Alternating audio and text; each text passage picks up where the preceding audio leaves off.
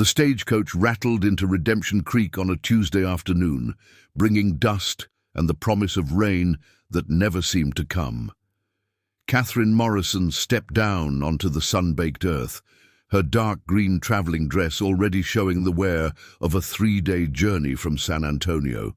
She was 26, but carried herself with the careful composure of someone much older, someone who'd learned that every movement, every word, every glance could be judged and found wanting. The town of Redemption Creek stretched before her, a collection of weathered buildings clustered around a main street that turned to mud when it rained and dust when it didn't. The general store stood opposite the saloon, their competition eternal and friendly. The church spire rose at the far end of town, white paint gleaming in the relentless Texas sun. Between them, the modest schoolhouse sat empty, waiting for its new teacher. Kate counted exactly 11 people visible on the street, and she felt every single pair of eyes measuring her worth. The driver hauled down her trunk, the only possession she'd managed to keep through everything that had happened. Inside it, carefully folded, were 3 dresses, a few books, teaching supplies, and the weight of secrets she prayed would stay buried in San Antonio's past. The boarding house proprietor, Mrs. Eleanor Walsh, appeared on the porch of a 2-story building with a hand-painted sign that read, "Clean rooms, fair prices, no trouble tolerated." She was a sturdy woman in her 50s with silver-streaked hair and eyes that missed nothing. Her assessment of Kate was thorough and swift, the kind of evaluation that determined whether you'd be welcomed or merely tolerated in a small frontier town. Kate met her gaze steadily, neither apologizing for her existence nor pretending to be more than she was: a widow, a teacher, a woman seeking nothing more than honest work and a quiet life. Mrs. Walsh's expression softened slightly, and she gestured Kate inside. The room was small but clean, with a narrow bed, a washstand, and a window overlooking the back garden where vegetables grew in stubborn defiance of the Texas heat. It was more than Kate had dared hope for, and she felt something tight in her chest loosen slightly. That evening, Mrs. Walsh brought supper to Kate's room, a kindness that spoke volumes about the woman's character. Over cornbread and beans, she explained the town's expectations.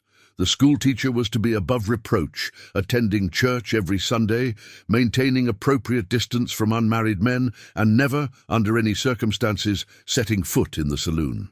Kate assured her she understood perfectly. She'd lived under scrutiny before, had learned to make herself small and acceptable and invisible when necessary. What Mrs. Walsh didn't know, what Kate prayed no one in Redemption Creek would ever discover, was that in San Antonio, invisibility had been impossible. Her late husband, Robert Morrison, had made certain of that with his gambling debts, his public humiliations, and finally, his mysterious death in an alley behind the very saloon he'd frequented nightly. Kate had been questioned, suspected, whispered about, until the weight of judgment had become unbearable. She'd left San Antonio with nothing but her teaching certificate and the desperate hope that distance might equal redemption. Sunday came, with its ritual of church attendance, and Kate dressed carefully in her best dress, a modest grey silk that had been her mother's.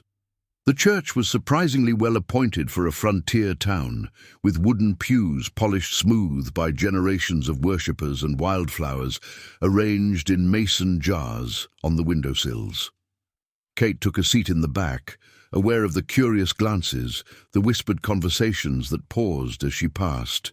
The sermon focused on forgiveness and second chances, and Kate wondered if the preacher somehow knew her story, or if it was simply the kind of message every frontier town needed to hear. People came west to escape their pasts, after all. This land was built on the hope that who you'd been mattered less than who you chose to become. After the service, the congregation gathered outside for socializing, and Kate was introduced to what felt like every person in Redemption Creek. The blacksmith and his wife, who had 6 children ranging from 5 to 16, the general store owner who'd be providing her teaching supplies on the town's account, the doctor, an older gentleman with kind eyes who told her to call on him if any of the students became ill. And then there was James Garrett. He stood slightly apart from the crowd, tall and sun-weathered, with dark hair and grey eyes that held both strength and unexpected gentleness. He wore clean but work-worn clothes, and his hands showed the calluses of a man who understood physical labour. When Mrs. Walsh introduced them, Jim removed his hat and offered a handshake that was firm but careful, as if he understood that some people needed to be approached slowly. He owned the Garrett Ranch, Mrs. Walsh explained, 3,000 acres in the hill country where his family had raised cattle for 3 generations. His father had passed 2 years ago, and Jim now ran the operation alone, respected by everyone for his fairness in business and his willingness to help neighbors in need. Kate thanked him for the introduction and tried to move on, but Jim fell into step beside her, asking about her journey from San Antonio and whether she'd had time to prepare for tomorrow's first day of school. His conversation was easy, free of the probing questions some had asked, and Kate found herself relaxing slightly in his presence. They talked about teaching, about the challenges of frontier education, about the wildflowers blooming across the hill country despite the persistent drought. Jim mentioned that his ranch had a creek that still ran year-round, fed by springs deep in the limestone, and that she'd be welcome to visit if she ever wanted to see wildflowers that hadn't been trampled by town traffic. It was an innocent offer, the kind of friendly gesture common in small communities, but something in Jim's eyes suggested he saw her more clearly than was comfortable, saw past the careful walls she'd constructed, and found whatever he saw worth knowing better. Kate thanked him politely and made her excuses, feeling the weight of watching eyes. Small towns survived on gossip, and a widow talking too long with an eligible bachelor would fuel speculation she couldn't afford. Monday morning arrived with the nervous energy of new beginnings. Kate opened the schoolhouse doors at 7:30, giving herself time to arrange the room before students arrived. The space was simple but functional, with rows of wooden desks, a blackboard that had seen better days, and shelves holding a surprisingly diverse collection of books donated by families over the years. She'd prepared lessons for 4 different age groups, knowing frontier schools combined students from 6 to 16 in a single room. The challenge would be keeping the older children engaged while teaching the younger ones their letters, maintaining order without being harsh, and earning respect in a community that would judge her every action. The students arrived in clusters, some walking from town, others delivered by parents who lingered to assess their new teacher.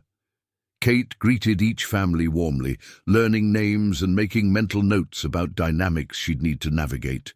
By 8 o'clock, she had 23 students arranged by age and ability, their faces ranging from eager to skeptical to openly hostile. The oldest boy, Daniel Tucker, slouched in the back with arms crossed, clearly testing whether this woman from the city could handle a frontier classroom. Kate began with introductions, then moved into a reading exercise that quickly revealed the wide range of abilities. Some children read fluently, while others struggled with basic words. She'd need to create individual learning plans, a challenge that excited rather than daunted her. Teaching was the one thing she'd always been good at, the one place where her worth wasn't questioned. The morning passed in a blur of lessons, corrections, and the delicate dance of establishing authority without crushing curiosity. At noon, the children scattered for lunch, some heading home, while others pulled out parcels of cornbread and dried meat.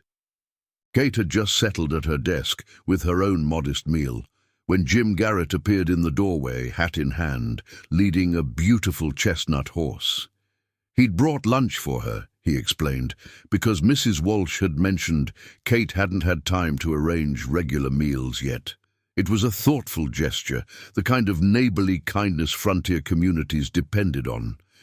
But it was also the kind of attention that would be noticed, discussed, interpreted. Kate thanked him, but suggested he shouldn't make a habit of it, trying to keep her tone light while making her meaning clear. Jim studied her for a long moment, and Kate had the uncomfortable feeling he understood exactly what she wasn't saying. He nodded slowly, wished her well with the afternoon lessons, and left. But not before several students had witnessed the exchange, and Kate knew that by evening half the town would know Jim Garrett had brought the new schoolteacher lunch. 3 weeks passed in a rhythm of teaching, church attendance, and careful navigation of small-town social expectations. Kate threw herself into her work, staying late to prepare lessons and arriving early to help struggling students. The children responded to her patience and genuine interest, and even Daniel Tucker had grudgingly admitted she knew her subject matter. But Jim Garrett remained a constant, quiet presence in her peripheral awareness. He attended church faithfully, sitting 3 pews ahead of her. He came to town for supplies on Saturdays, often timing his visits to coincide with when school let out. He never pushed, never presumed, but made clear through 100 small gestures that his interest hadn't waned.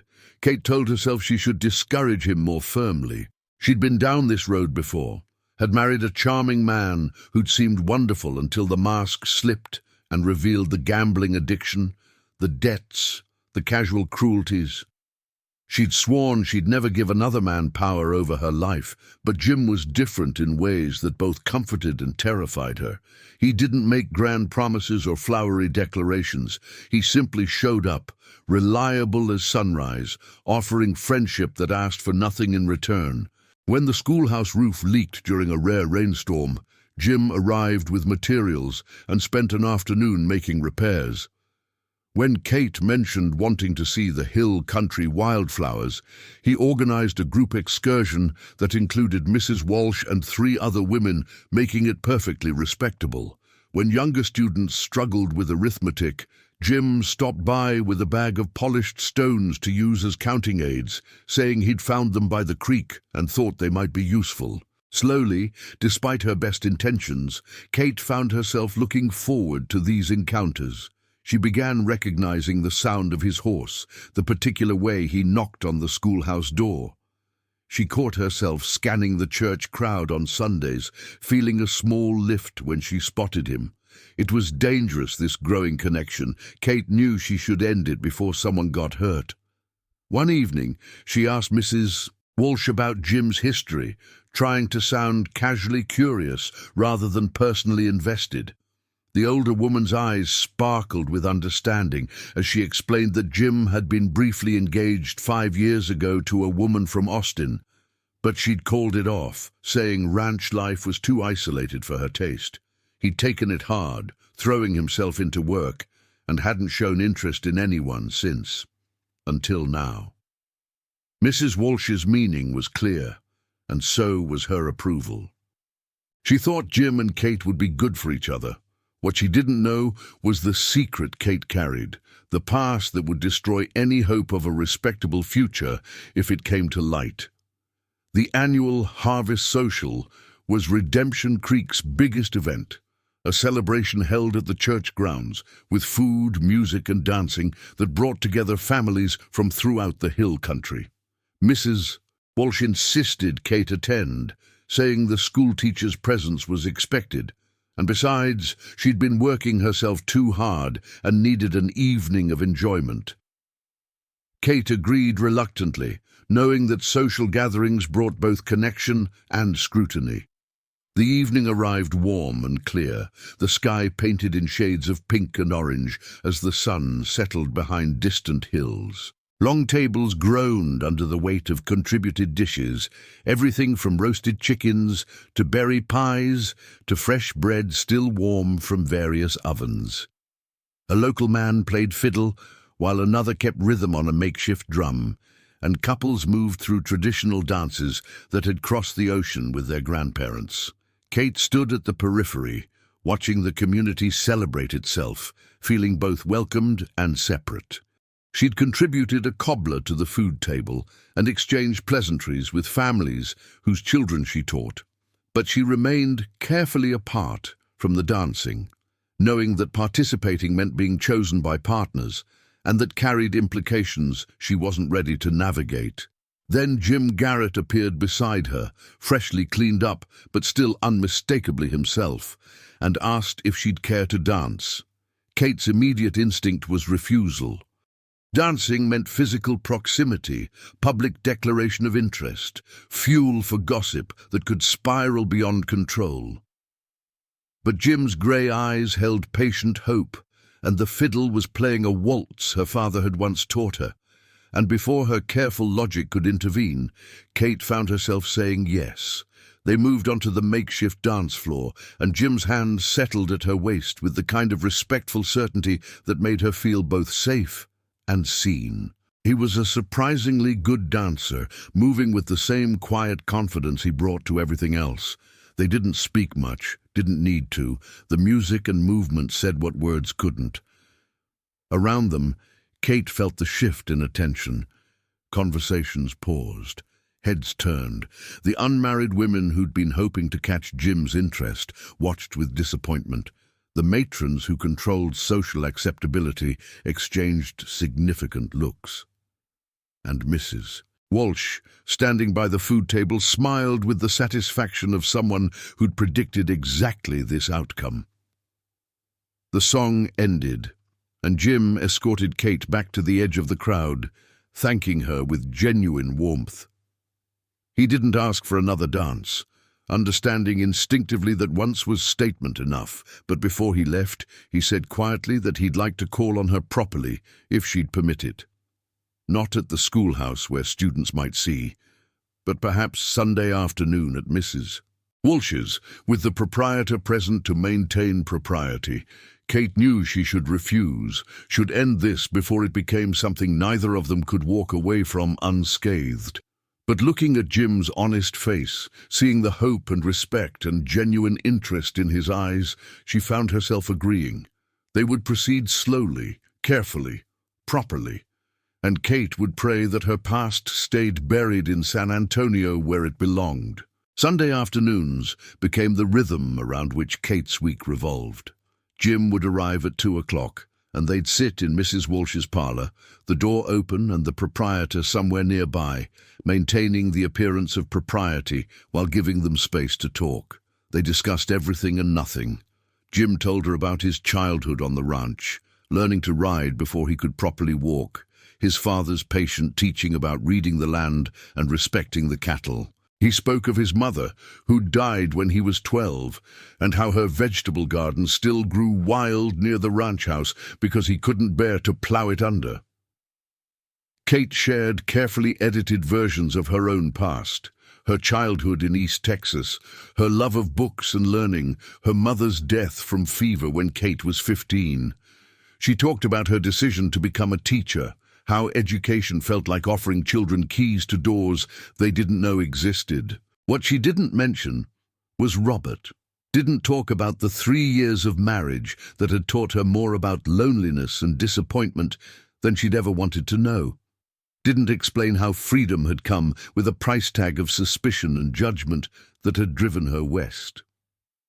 Jim never pushed for the stories she wasn't ready to tell. He seemed content to know her as she was now, not demanding explanation for the shadows he surely sensed.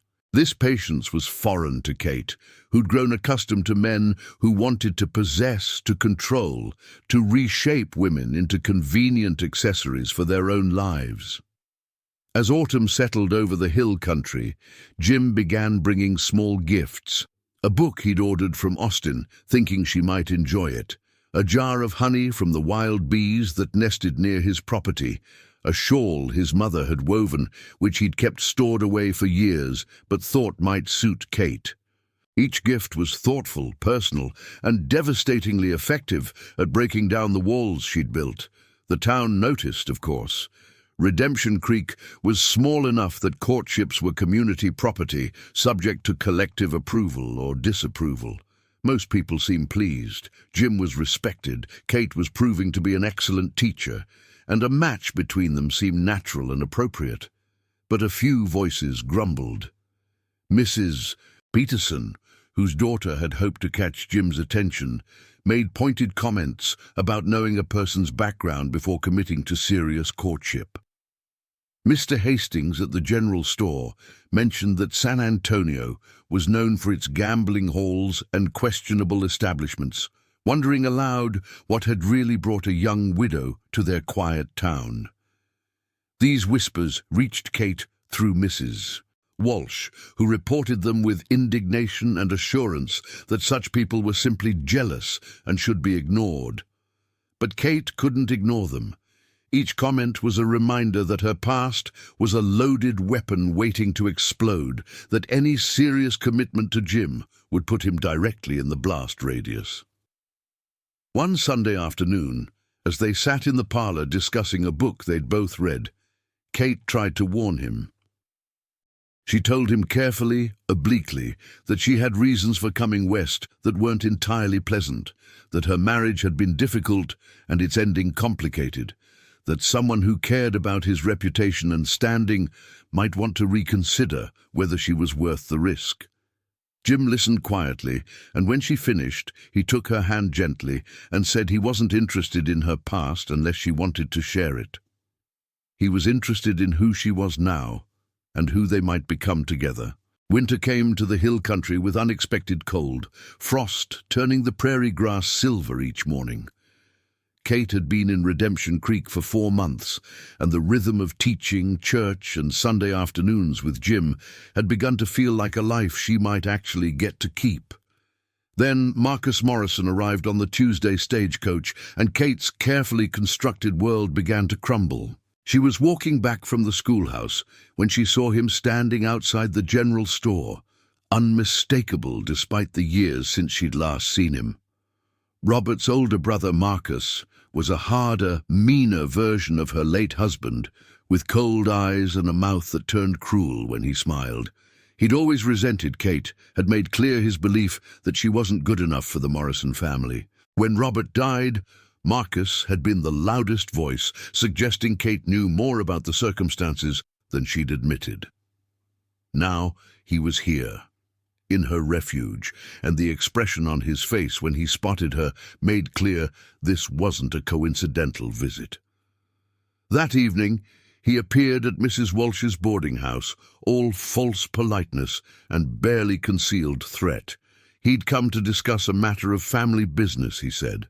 Robert had died owing money to certain individuals in San Antonio, and as his widow, Kate, was responsible for settling those debts. The amount he claimed was staggering, far more than Kate could possibly pay. She knew he was lying, inflating numbers or inventing debts entirely, but she also knew that in frontier justice, accusations were often enough. Marcus could spread stories that would destroy her reputation and Jim's by association. He could make life in Redemption Creek impossible. His real purpose became clear as the conversation continued. Marcus had always wanted the small property Kate's parents had left her, a modest parcel near San Antonio that had some value. If she signed it over to him, he'd forget about the debts and leave her in peace. If she refused, he'd make certain everyone in this town knew about Robert's gambling, his debts, the suspicious circumstances of his death, and Kate's failure to properly mourn or investigate. Kate asked for time to consider, and Marcus agreed, taking a room at the boarding house and making his presence known throughout town. He was charming when he wanted to be, telling stories about San Antonio and expressing concern for his poor sister-in-law who'd fled west rather than face her responsibilities. The whispers started immediately. By Wednesday, Kate heard them in the way conversation stopped when she approached, saw them in the careful distance parents suddenly maintained when dropping off children, felt them in the cold shoulders at the general store. Mrs. Peterson's comments about questionable backgrounds suddenly seemed prophetic. Even Mrs. Walsh, loyal and kind, asked gently whether there was anything Kate needed to explain. Kate couldn't bring herself to attend church that Sunday. The thought of sitting in that congregation, feeling their judgment, watching Jim realize what she'd brought into his life, was more than she could bear. She sent a note claiming illness and spent the day in her room, trying to decide whether to sign over the property and hope Marcus kept his word, or stand her ground and watch everything she'd built crumble. The decision was taken from her hands when Jim appeared at Mrs. Walsh's Sunday evening, asking to speak with Kate privately in the parlour. Jim sat across from Kate in Mrs. Walsh's parlour, his expression serious but not angry. He'd heard the rumours, he said quietly. Marcus Morrison had been quite vocal about his concerns for his late brother's widow. Jim wanted to hear Kate's side of the story, not the gossip, so Kate told him all of it. She explained how she'd married Robert at 21, believing his charm and promises. How she'd slowly discovered his gambling addiction, the debts that mounted despite her teaching salary. How he'd borrowed from dangerous people in San Antonio, men who didn't accept excuses or delays. She described the night Robert died, found in an alley after a card game gone wrong. The police had questioned her but ultimately ruled it an accident or self-defense by whoever Robert had tried to cheat. She'd been cleared legally, but not socially. The whispers, the accusations, the assumption that she must have known more than she'd admitted. She told Jim about selling everything to pay what debts she could verify, about Marcus's attempts to claim her parents' property, about her decision to leave San Antonio and start fresh, where her past wouldn't follow. Except it had followed. Marcus wanted her property and was willing to destroy her new life to get it. Kate finished speaking and waited for Jim's response, expecting disappointment, disgust, or the careful withdrawal of someone realizing they'd made a mistake. Instead, Jim asked a single question. Was she happy in Redemption Creek? Kate looked at him, confusion evident. That wasn't what she'd expected him to ask. She admitted that yes, she'd been happier here than she'd been in years. She loved teaching, appreciated the community, and had begun to believe she might build a real life. Jim nodded slowly. Then they'd find a way to protect that, he said. Marcus Morrison had no legal claim to anything unless Kate chose to give it to him. His accusations were just words unless people chose to believe them. And while some folks in town might be swayed by gossip, many others valued actions over rumors. Kate tried to explain that Jim didn't understand the damage association with her could cause, that standing beside her might cost him the respect he'd earned, the position he held in the community, that she wouldn't let him sacrifice everything for someone he'd known only a few months. Jim's response was quiet but firm. He said he'd spent 2 years alone after his father's death, running a ranch that felt more like obligation than home. He'd convinced himself he was content with work and solitude. Then Kate had arrived, and suddenly his future looked different. He'd discovered he wanted someone to share evenings with, to talk to about things beyond cattle and weather. He wanted what his parents had built, a partnership that made hard work meaningful. Marcus Morrison's threats didn't change any of that. If the town turned against them, they'd deal with it. But Jim wasn't walking away because some bitter man from San Antonio wanted to cause trouble. Kate felt tears sting her eyes, the relief and fear mixing into something overwhelming. She'd expected judgment but received loyalty, expected abandonment but found partnership. But she also knew that Jim didn't fully understand what he was offering to face. The next week tested everything. Marcus Morrison continued his campaign, spreading carefully worded insinuations about Kate's character and past. He positioned himself as a concerned family member, trying to protect an innocent frontier town from a woman who might be running from justice. Some people dismissed him immediately. Mrs. Walsh told him to his face that she'd been judging character for 40 years and trusted Kate Morrison more than she'd ever trust him. The doctor, who'd watched Kate care for 6 students with genuine compassion, publicly stated that actions spoke louder than rumors. Several families whose children Kate had helped praised her teaching and refused to entertain suspicions. But others wavered. The community split between those who valued what they'd witnessed firsthand and those who believed smoke must mean fire. A town meeting was called, ostensibly to discuss the school budget, but clearly serving as a referendum on Kate's fitness to continue teaching. Jim attended, sitting in the front row where everyone could see him. When Marcus rose to voice his concerns about the schoolteacher's mysterious past and unsuitability for influencing young minds, Jim stood and addressed the crowd. He didn't make grand speeches or emotional appeals. Instead, he asked simple questions. Had anyone in Redemption Creek witnessed Kate behaving inappropriately? Had the children's education suffered under her teaching? Had she failed to meet any expectation the town had set for their schoolteacher? The answers were all negative. Jim then pointed out that many people in Redemption Creek, including several sitting in this meeting, had come west to escape difficult pasts. That was the promise of frontier life.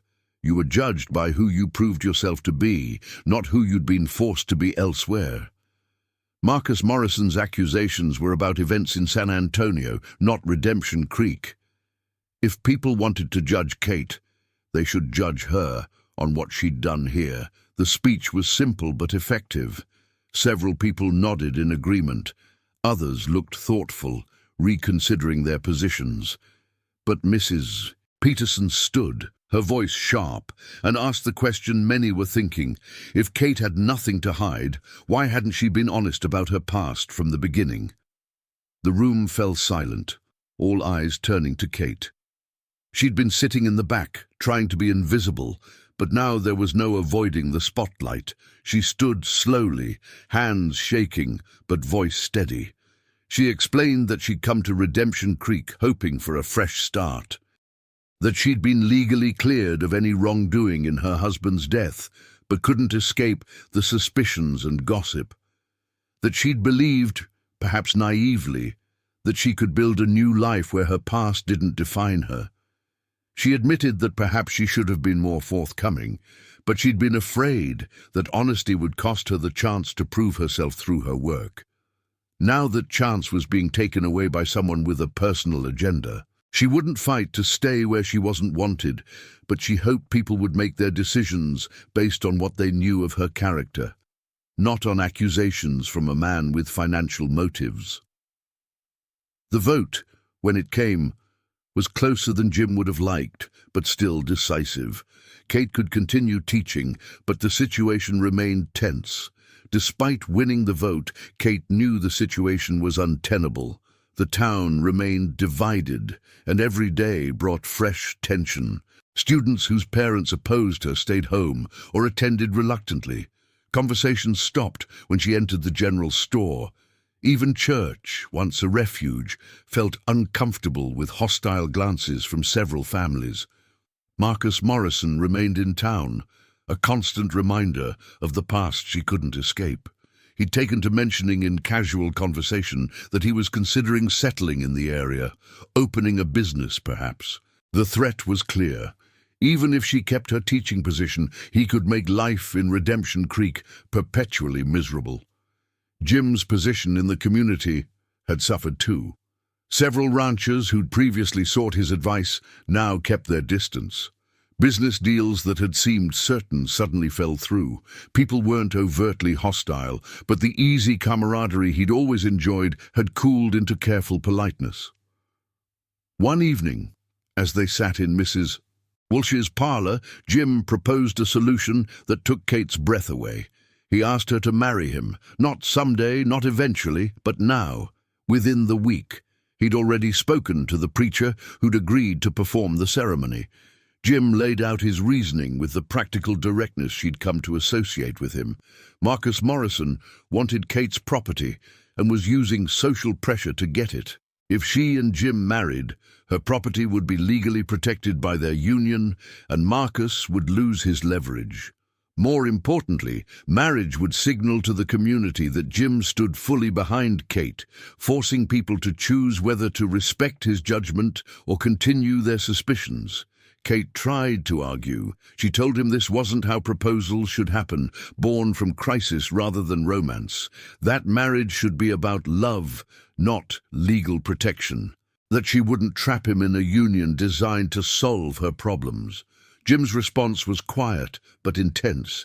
He said he'd been working up to proposing anyway, had been planning to wait until spring when the wildflowers bloomed and he could do it properly. But circumstances had simply accelerated his timeline. His feelings weren't born from crisis. They'd been growing for months.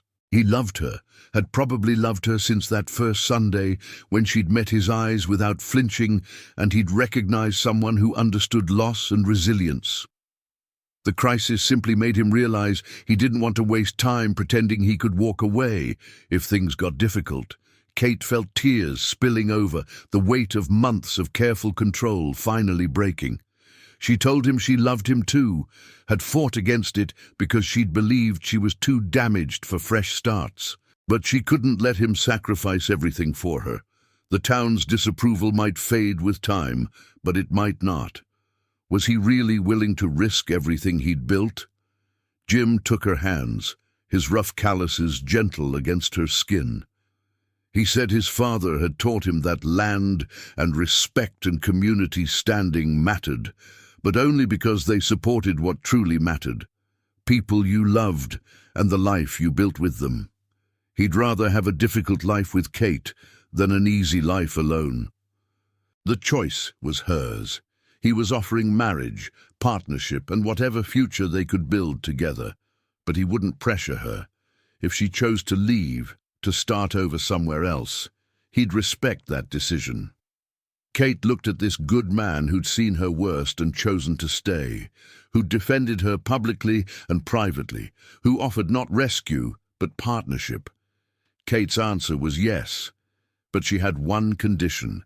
She wanted to sign over her property to Marcus before the wedding. Jim argued against it, said giving in to blackmail set a terrible precedent. But Kate was firm. The property was a link to a past she wanted to sever completely. If giving it to Marcus meant he'd finally leave and she could build a future unencumbered by these old chains, it was worth the loss. They traveled to San Antonio together, along with Mrs. Walsh, who served as both chaperone and witness. The property transfer was handled by a lawyer who'd known Kate's parents and clearly disapproved of the circumstances. But the paperwork was completed, and Marcus Morrison signed documents promising he'd make no further claims against Kate or her affairs. Kate felt lighter watching him leave the lawyer's office, carrying the deed he'd wanted so badly. She'd lost the last tangible connection to her parents, but she'd gained something more valuable. Freedom from a past that no longer served her. They married 2 days later in Redemption Creek's small church. The preacher who'd performed the ceremony spoke about redemption and second chances, themes that seemed particularly appropriate given the church's name and the couple's circumstances. The wedding was small. Mrs. Walsh attended, beaming with satisfaction at an outcome she'd predicted months ago.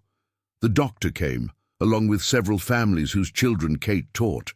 Jim's ranch foreman and 2 other ranchers who'd remained loyal stood as witnesses. Others stayed away, their absence notable but not entirely surprising. Kate wore a simple dress she'd sewn herself, pale blue with tiny buttons down the front. She carried wildflowers that bloomed stubbornly despite the winter cold. Jim wore his best suit, cleaned and pressed, looking uncomfortable but determined. When the preacher asked if anyone objected to the union, the silence was heavy with unspoken tensions. But no one spoke, and the ceremony continued. The moment when Jim took Kate's hand and spoke his vows, his voice steady and sure, felt like a declaration to everyone present.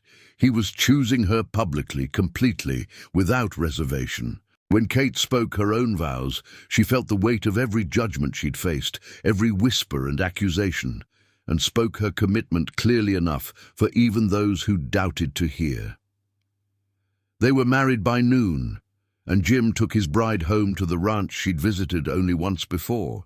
The house was simple but solid, built by Jim's grandfather with walls thick enough to withstand Texas storms. The furniture was worn but cared for, and everywhere Kate looked, she saw evidence of life. Books stacked by the fireplace, tools hung carefully in the barn, his mother's wild garden still blooming despite years of neglect. That evening they sat on the porch watching the sun set over the hill country. Jim admitted he was nervous about how the community would react long term. He'd married Kate, knowing it might cost him friendships and business relationships. Some losses were already becoming apparent, but he also said that every hard decision his father had ever made was worth it because it was made for the right reasons. Kate told him about her fears of failing him, of bringing more trouble than joy to his life. Jim's response was to kiss her gently and say that trouble was temporary, but partnership was what you built to last. Spring arrived in a riot of color, the hill country transforming into a canvas of blue bonnets, Indian paintbrush, and countless wildflowers whose names Kate was still learning. She'd resigned her teaching position, knowing that married women rarely taught school, and because the continued tension wasn't fair to the students. But she'd found new purpose helping Jim with the ranch books and correspondence, managing the household, and establishing a small lending library from the extensive collection Jim's mother had left. The community's attitude had begun to shift, though slowly. Some families who'd kept their distance started acknowledging Kate at church again.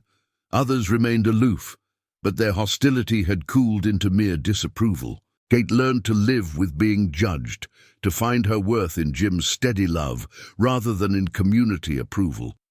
Jim's business had suffered initially, but quality and fairness had their own rewards. Ranchers who valued those traits over social politics continued seeking his partnership. New relationships formed with people who admired the stand Jim had taken, who saw strength in loyalty rather than weakness in supporting a controversial wife. One surprising ally emerged in Mrs. Peterson's daughter Sarah, who'd initially been heartbroken when Jim chose Kate. Sarah began stopping by the ranch, hesitantly at first, to ask about book recommendations. Kate learned that Sarah was far more interested in reading than in marriage, had only pursued Jim because her mother insisted she needed to settle down. Over cups of tea and conversations about literature, they developed an unlikely friendship. Sarah eventually confessed that watching Jim stand up for Kate despite social pressure had taught her something important about choosing your own path rather than the one others expected. By summer, Kate's pregnancy was becoming obvious, and even the most disapproving neighbors began softening. Frontier communities valued children, saw them as investment in the future. The prospect of a new generation of Garretts made Kate's place in Redemption Creek more secure than any amount of social maneuvering could have achieved. The harvest social that year was different from the one where Jim had first asked Kate to dance. They attended together, openly, Kate's hand resting comfortably on Jim's arm. Some people still kept their distance, but others greeted them warmly. The blacksmith's wife asked about Kate's pregnancy and shared advice about birthing on the frontier. The doctor's wife invited them to dinner the following week. Jim danced with Kate again, more carefully this time given her condition, and this time when the song ended, no one whispered. They simply returned to their own conversations, accepting what had once seemed scandalous. Late that evening, walking back to their wagon under a sky brilliant with stars, Jim asked Kate if she'd ever imagined this life when she'd stepped off the stagecoach in Redemption Creek. Kate admitted she hadn't dared imagine anything beyond survival, beyond maybe finding a quiet corner where she could teach and be left alone. She'd certainly never imagined finding love with a man who saw her scars and chose her anyway. Jim pulled her close, his hand protective over where their child grew. He said his father used to tell him that the best lives weren't the ones without struggle, but the ones where you found people worth struggling alongside. Kate had given him that. Not just love, but partnership in building something meaningful. The ranch spread before them in the moonlight, the house lights warm and welcoming. It wasn't the life Kate had planned, but it was far better than anything she'd dared hope for. She'd come to Texas seeking escape and found instead redemption, not through forgetting her past, but through finding someone who helped her build a future where that past no longer defined her. In Redemption Creek, beneath the vast Texas sky, Kate had finally learned what second chances really meant.